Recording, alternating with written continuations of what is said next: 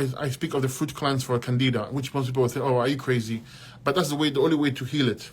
If you use no fruits, if you use a candida diet, you're not healing it, you are suppressing it, and it's a treatment, meaning that it's going to be there forever, okay? The fruit only cleanse is the fastest way, and the only way I know of to get rid of candida, because you got to move the lymphatic system, which is the root cause of your candida, your weak adrenal glands, weak kidneys, weak lymphatic system. When you have weak adrenal glands especially, you have sugar fermentation, it will cause a candida overgrowth, okay? So your job is to get rid of the weaknesses. So fruit only cleanse. But grapes, when it comes to candida, I ask you to select the fruits that will give you the least amount of flare-ups, because the fruits will cause a flare-up, which is needed to get rid of it, okay? So find the fruit that won't give you flare-ups as much.